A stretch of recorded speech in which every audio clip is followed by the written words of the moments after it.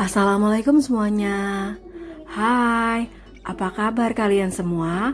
Semoga masih dalam keadaan baik dan semoga semuanya berjalan dengan sebagaimana mestinya. Kali ini saya mau membahas mengenai masalah kewarganegaraan akibat dari perkawinan campuran. Yang pastinya materi ini merupakan seri dari hukum perdata internasional. Untuk membahas materi ini, saya memerlukan 3 buku. Yang pertama, buku dari Prof. Zulfa Djoko Basuki mengenai perkawinan campuran. Kemudian yang kedua, buku beliau yang paling terbaru mengenai hukum antar tata hukum. Dan yang terakhir, saya menggunakan modul dari Universitas Terbuka, yaitu hukum perdata internasional. Oke, kita mulai aja ya pembahasan kita kali ini. Masalah kewarganegaraan yang akan saya bahas itu relate dengan perkawinan campuran di video saya sebelumnya. Tentu saja, kalau menikah sesama warga negara Indonesia pasti tidak ada permasalahan kewarganegaraan. Is it right?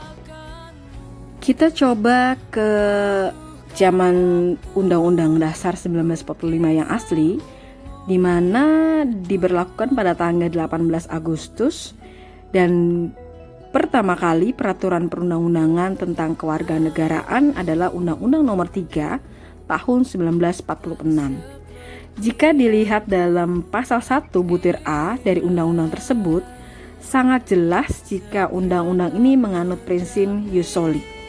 Maksudnya gini, dalam ketentuan tersebut ditegaskan bahwa salah satu pengertian dari warga negara Indonesia adalah orang asli dalam daerah negara Indonesia. Dalam perjalanannya, Undang-Undang Nomor 3 Tahun 46 itu mengalami 3 kali perubahan. Yang pertama kali Undang-Undang Nomor 6 Tahun 47, kemudian Undang-Undang Nomor 8 Tahun 47, kemudian yang terakhir adalah Undang-Undang Nomor 11 Tahun 48. Perubahan ini terutama terkait dengan pengaturan mengenai perpanjangan waktu untuk mengajukan pernyataan terkait dengan kewarganegaraan Indonesia. Dari buku yang saya baca, ternyata secara eksplisit pengaturan dui kewarganegaraan pernah diatur dalam Undang-Undang Nomor 2 Tahun 58 tentang persetujuan antara Republik Indonesia dan Republik Rakyat Tiongkok atau RRT mengenai soal dui kewarganegaraan atau kewarganegaraan ganda. Tetapi dalam pelaksanaannya undang-undang ini tidak berjalan dengan efektif. Kemudian undang-undang selanjutnya yang mengatur mengenai kewarganegaraan adalah Undang-Undang Nomor 62 Tahun 58 tentang kewarganegaraan Republik Indonesia. Berbeda dengan Undang-Undang Nomor 3 Tahun 46 yang lebih cenderung pada asas ius soli atau law of the soil, sesuai dengan tempat kelahiran. Kalau dalam Undang-Undang 62 tahun 58, undang-undang ini sudah diadopsi pula asas ius sanguinis atau law of the blood. Hal ini antara lain bisa dilihat dalam ketentuan pasal 1 butir B yang mendefinisikan warga negara Indonesia sebagai berikut. Orang yang pada waktu lahirnya mempunyai hubungan hukum kekeluargaan dengan ayahnya, seorang WNI dengan pengertian bahwa kewarganegaraan RI tersebut dimulai sejak adanya hubungan hukum kekeluargaan termaksud. Jadi jika terjadi perkawinan WNI dengan WNA, maka anak-anak yang dilahirkan akan mengikuti kewarganegaraan asing si ayah dimanapun ia dilahirkan. Yang menarik dalam sejarah perkembangan undang-undang tentang kewarganegaraan, awalnya Undang-Undang Nomor 3 Tahun 46 menganut asas ius soli. Kemudian ketika ada Undang-Undang Nomor 62 Tahun 58, Indonesia juga mengadopsi asas ius sanguinis. Dalam sejarahnya Undang-Undang Nomor 62 Tahun 58 berlaku untuk jangka waktu yang cukup lama atau sekitar 48 tahun sebelum dicabut dan dinyatakan tidak berlaku oleh Undang-Undang Nomor 12 Tahun 2006 tentang Kewarganegaraan Republik Indonesia. Sepertinya saya tidak membahas secara detail Undang-Undang Nomor 62 Tahun 58 karena sudah tidak berlaku lagi. Saya akan membedah lebih detail Undang-Undang Nomor 12 Tahun 2006 tentang Kewarganegaraan Republik Indonesia.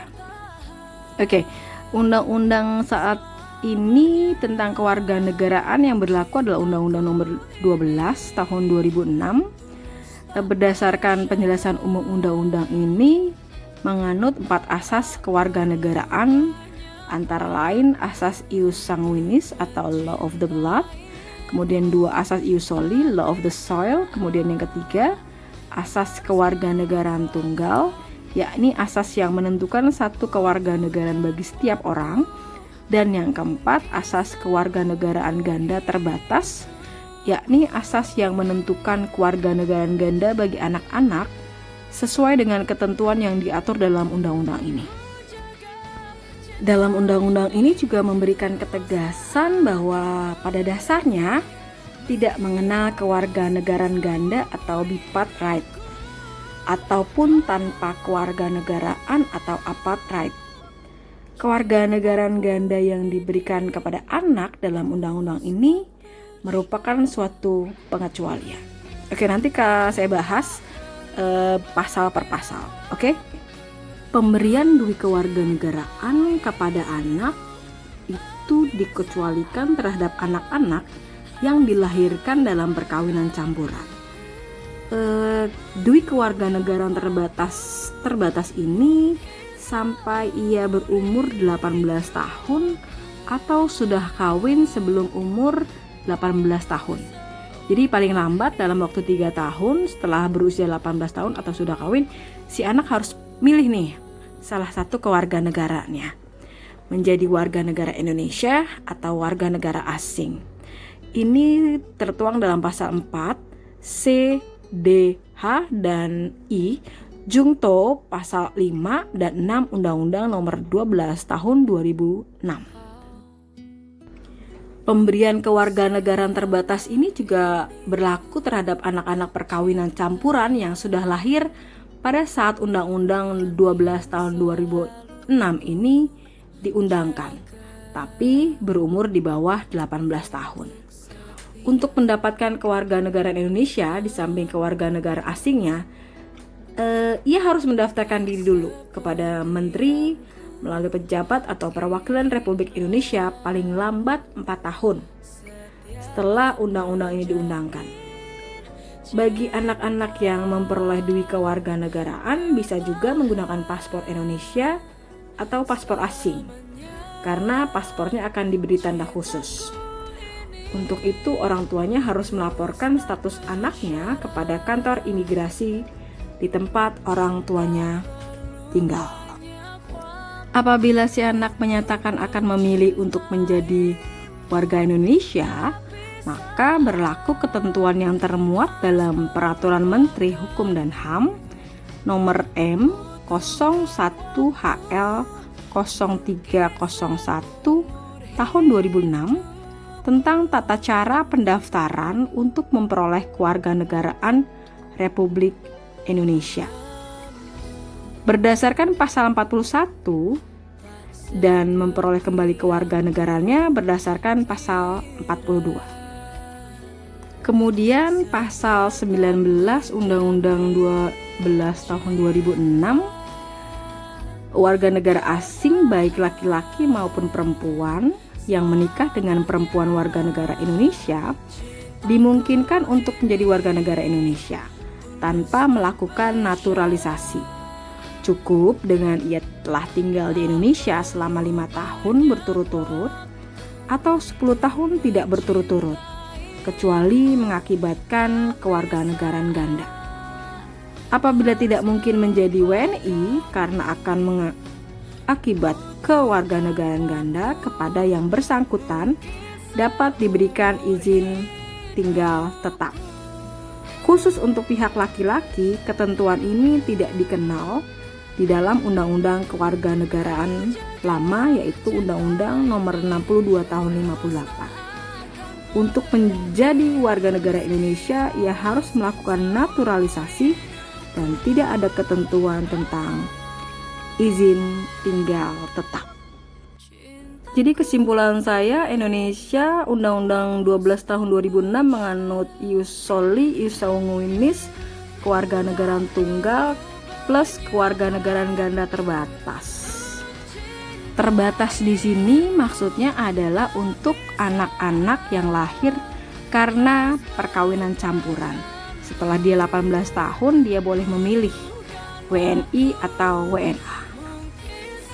Mungkin sekali-kali kita bahas sebuah studi kasus kali ya.